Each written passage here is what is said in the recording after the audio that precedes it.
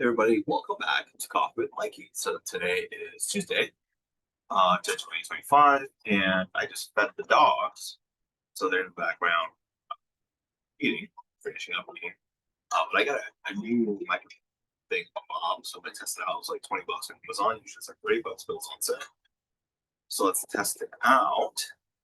Because sometimes the microphone on the 4K camera is unreliable.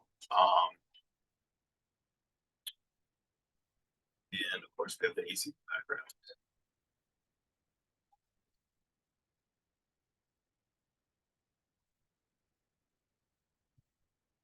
But I also finished my coffee today, and I realized wait, like overconsume caffeine affects my sleep schedule because I believe coffee has like an 8 hour half life.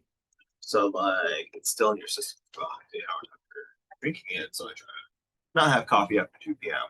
and it's like 1:50 right now. So let's see what this looks like. All right, like the new mics, little fuzzy things. And their recorders and our adapters with it. So let's see how this goes. Except that like they're like seamless. Let's see, there's just do that again.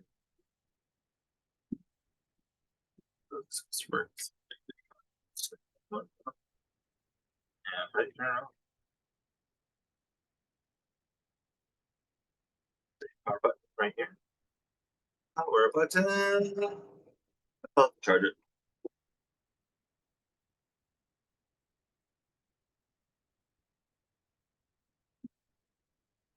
Yep, you gotta charge it. So I'm not gonna use it right now. So I got sandwiches from Segunda. They usually get like a breakfast sandwich, but I didn't order it early enough. So this is the 1950 Club and the Maho Chicken Caesar sandwich. I'd rather 1950 Club, 1915. I don't know why I told my but it's um so like I guess today's one. This is the Maho pork or Mojo, whatever we want to call it. Maybe this is a club. Yeah, the club usually has like other stuff in it. I think they gave me the wrong sandwich. Anyway, time presses up.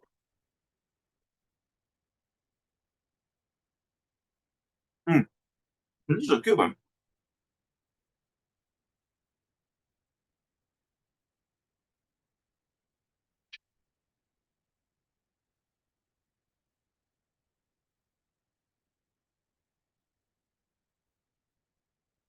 I'm wrong.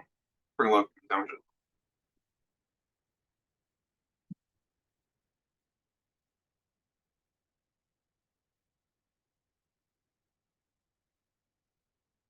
Hmm.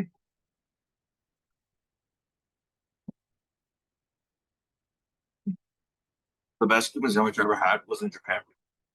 So they had the perfect crunch on there. Um, like cooked to perfection. It didn't have like a boatload of meat. Usually, like Cubans here are pretty meaty. Um, but it had like the perfect amount of meat. Had like the pork was like well seasoned. It was well balanced. Everything in Japan is very well balanced, right?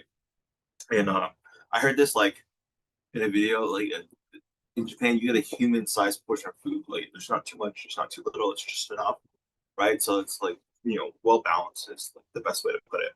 So they had this yuzu mustard that they put on there that was like a hint of spicy, like um, going along with the balance. Like things aren't overly spicy, but there was just enough kick in there. Like wow, that was excellent. That was the best Cuban sandwich I ever had in my life, um, which is pretty good.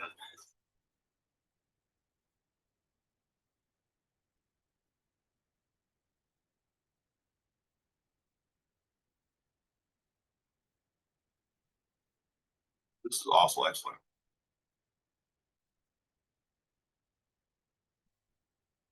Yeah, but two 32-ounce mason jars of coffee.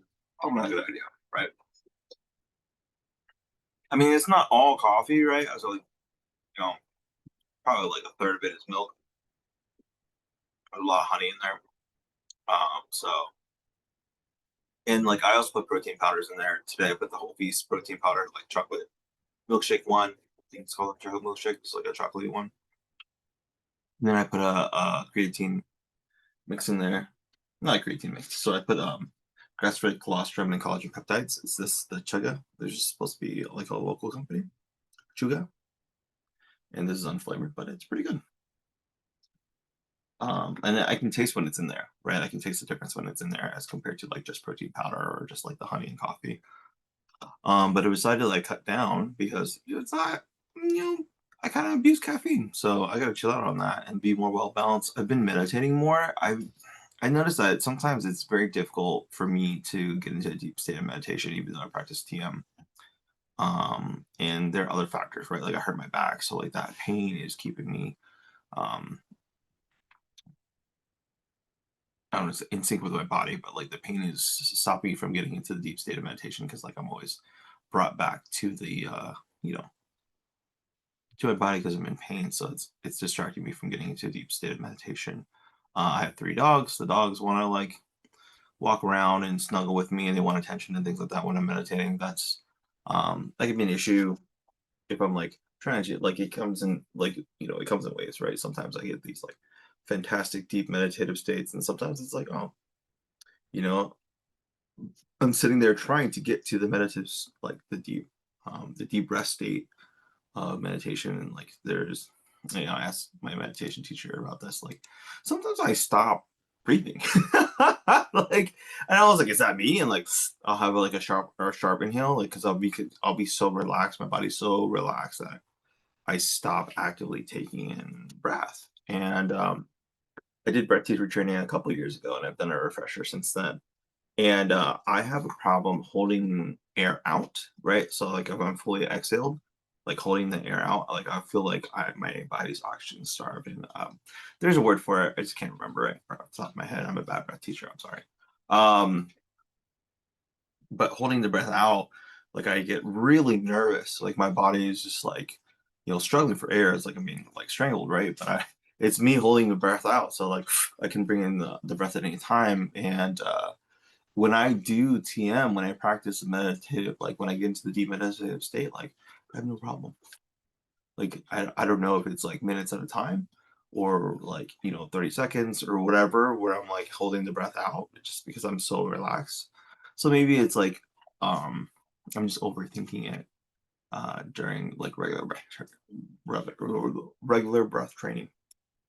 So yeah, I think that's it. I keep seeing these YouTube videos of having Basque cheesecake, and I really want it. I don't know where you get it locally. I might have to make it myself, but I'm like really bad, or I don't want to say I'm really bad. I just don't really make desserts. I don't really make things. So I might be really good at it, or I just might need practice like anything else. So I mean, that's something I'll probably end up taking up making desserts, making Basque cheesecake, and I'll probably end up specializing it. Anything I decide to make, I end up specializing in it. Just because I make it so many times, like I get like this hyper obsession about doing it, like pho. I got hyper obsession about making pho, and like when I make it, like I take it to the nines. I probably spend like $500 on ingredients of pho, like over the month of making it, of like getting new bone, like the beef bones, and like boiling it and like re-seasoning it and everything, and just making it excellent. Um, Last time I made wagyu uh pho, so I had like wagyu beef bones, like American wagyu, and like definitely richer texture, flavor profile. But man, it was so good, right? Like it was excellent. Like I wish I wish I had a commercial kitchen just so I could make stuff like that. Maybe the like my next office will have like a commercial kitchen in there. We'll just like make cooking videos. But my current office is like it's still a good spot. Like this is my home office, but like the office where me and the homies play D&D, which we haven't since I started grad school, so we're taking a little break. I think we're gonna pick a different day because I have grad school Monday nights, Wednesday nights, and Saturday afternoons. Um, so Saturday afternoons are Ecolab, where we talk about our feelings, and we basically sit and understand our feelings better within ourselves so we can help facilitate the emergence of the people we're leading and coaching. And that also helps facilitate our own emergence because we don't let the emotions get in the way of us experiencing what we're supposed to be experiencing to be our best selves. So I mean that's the point of EQ Lab. I think EQ Lab is really great. I really enjoy it because it helps me understand where I'm at in my life and how much I've grown and endured, and how much the journey has changed me and how I've changed through the journey. And I can look back at things in my life objectively and say, you know, today I would handle that much differently. And I just didn't have the tools capacity to handle those things the way I do now. And I'm glad I've learned lessons. So like if it happened today, I would have the opportunity to change it. Right. And, you know, a lot of the situations don't come back because I've learned the lesson and saying, oh, well, I'm okay with not engaging in this. I'm okay with, um, you know, saying no, I don't want this in my life and putting it away instead of like pushing and fighting for it through relationships, through like family problems, through work issues and stuff like that. Like, I mean, today it's crazy.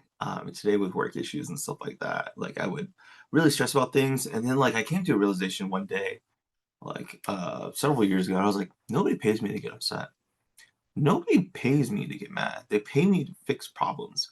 Like I'm here to find solutions. So that's what I'm going to do. I'm just going to fix the problem and move on with my life. There's no reason to ruminate or obsess about the solution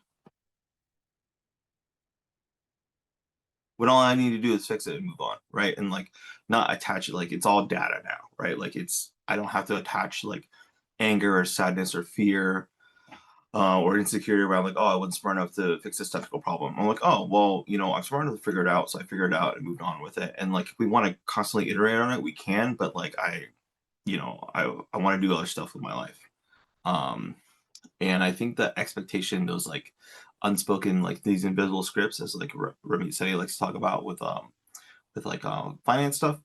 I think we have invisible scripts like in our work in terms of expectations of how we're raised and things like that. And I'm learning things about that in grad school with like birth order and like the different roles we play in our family dynamics and uh, how that transfers over. I almost said it bleeds over.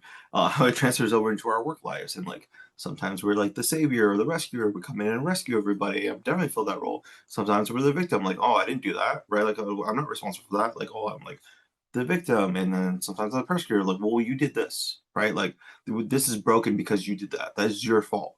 And I've been all those people in all those roles, and now I understand, like, oh, like where am I in this dynamic? There are different dynamics to study, and those are like the more recent ones that we've talked about in school. And like now I understand my role and what that looks like. I'm like, oh, and I can step back and be more objective about it. Like, all right, well, what is the solution? How do we fix this and move on? Um, and now I have less resentment, less remorse, and now that I only see things as data, right? Like, oh, well, this data point helps me understand what's going on here, so I can have the solution here, and I can bring out more joy into my life. I can find more joy in the work that I'm doing. I can find more joy in working with people, and not hold this like resentment of like, oh, well, you didn't do this, and that's why I had to stay up until 2 in the morning fixing this. And now when somebody gives me feedback, I can take it as objective feedback instead of somebody like accusing me of not doing things, even if that's their intention. I think that's an important learning point for me. Like even if somebody intends to make me feel bad about something, I could just take it as data and move on with my life. And I have to learn how to do that with advice. I don't like unsolicited advice. It makes me really angry.